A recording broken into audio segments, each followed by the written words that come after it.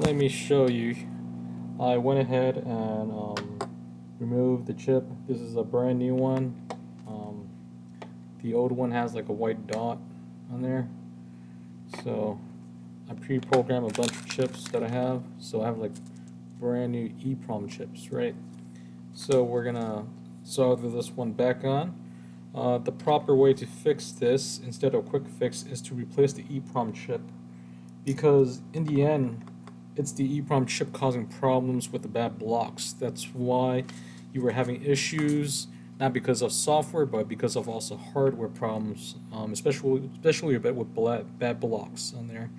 So the right fix is to replace this all the time instead of a quick fix, because if you just flash over the same chip, yes, it's gonna work temporarily, maybe 3 or 4 months, but in the end, it's gonna die and won't flash again. So yeah, the best way to do this is to replace the chip. That's what I do for everybody. I replace the chip for each and every customer. So, some people say I don't, so you can watch that I do. So that's why I'm making another quick video here so that you can see that I replaced the EEPROM chip here. Let me just get it aligned properly.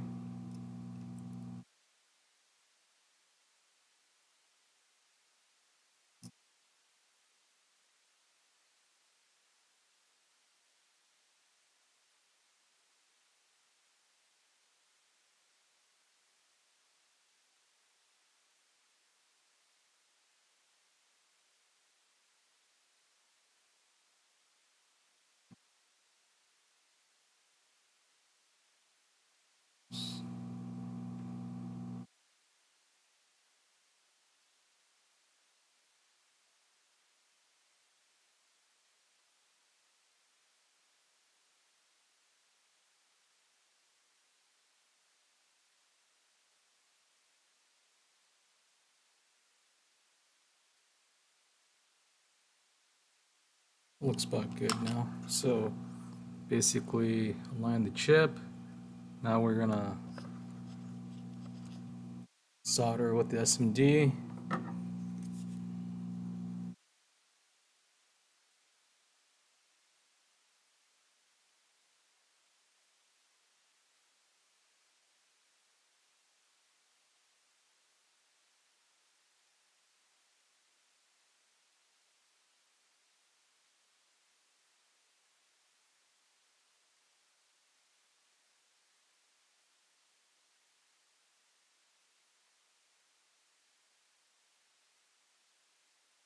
Perfect.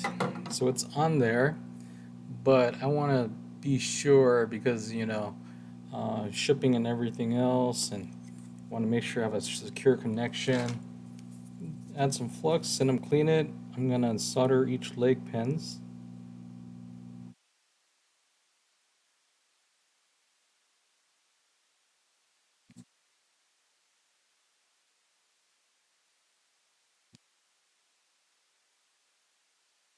Go ahead and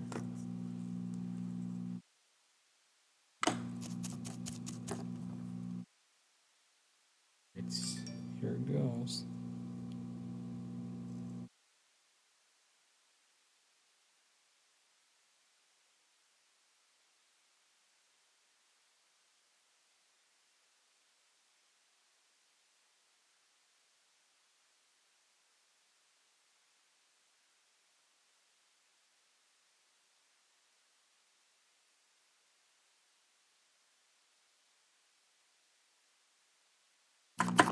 So I do this for each and every customer.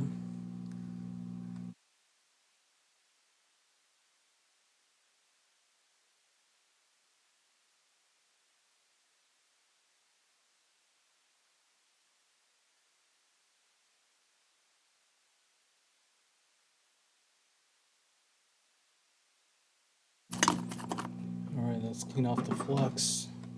All right. Let's see if it focuses.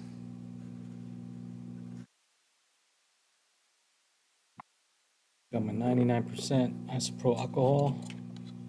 99%. Clean off all the flux. Didn't put a lot of flux, just a little bit. But now, looks like brand new. Alright. Looks like brand new.